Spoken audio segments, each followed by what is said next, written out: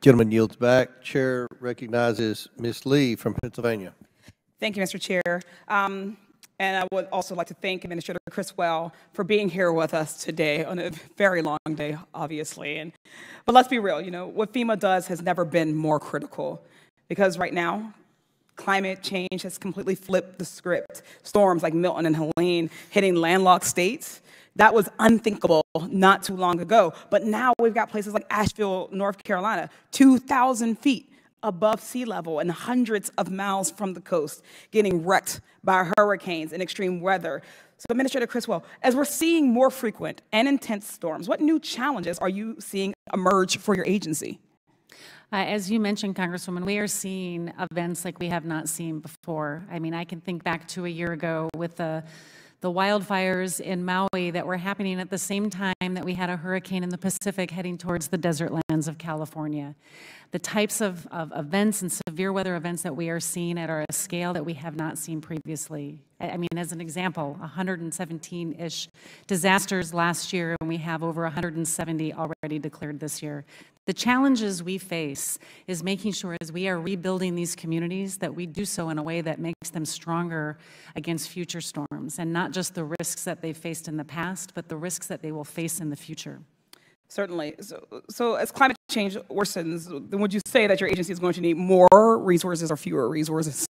I think we will definitely need more resources to be able to keep up with the pacing demand of the events that we've been responding to. Certainly. It doesn't take a genius to figure that one out. More disasters in more areas mean more help will be needed. The climate crisis is here. Pretending that it doesn't exist or that it won't get worse only harms the people that we have been sent to this body to represent. For the sake of not only my constituents, but people all over the country who may face natural disasters they've never even thought to prepare for, I hope that we can all come together to give the American people the help that they deserve. That means making sure that FEMA is fully funded and that they are serving all survivors of natural disasters. So let's be honest about what's happening here today. My Republican colleagues want to cherry pick this incident and sensationalize it. Well, the reality is that for decades, there has been different treatment by FEMA, for instance, towards Black and brown communities. Hurricanes Katrina, Maria, Ida, Florence, Harvey, we all saw communities of color served last or not at all. And those are difficult to discuss, but important.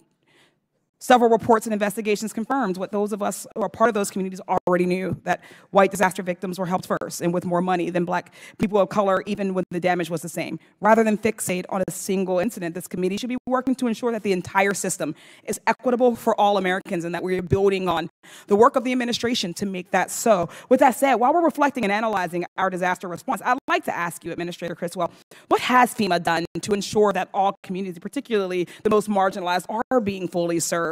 How has there been improvements since previous storms where we have seen critiques or even difficulties in administering service?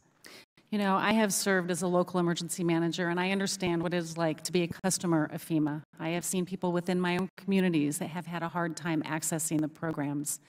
One of the first things that I did was change some of our policies to ensure that we understand everybody's unique needs. For example, we know that many homeowners in all parts of the country don't have traditional mortgages or traditional deeds to their homes, and so we expanded the types of documentation that we accept from people so they can access our programs.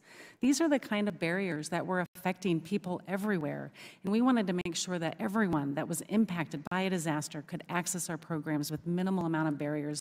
Those are the changes that we've made. We continue to make more. There's more work to do.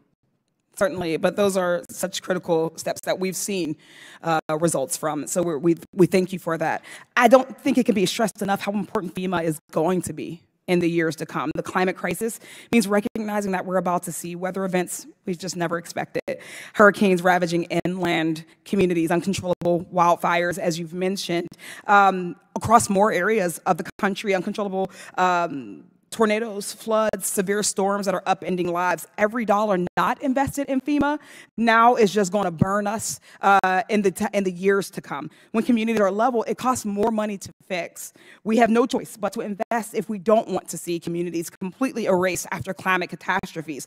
I agree with my colleagues across the aisle that partisanship has no place in distributing government services and aid, neither does race or socioeconomic status. That being said, as more and more of our constituents are affected by increasing natural disasters, it's more important than ever that we maintain that same commitment to nonpartisan distribution of aid in the coming years. I thank you again for joining us and for your testimony today, and I yield back.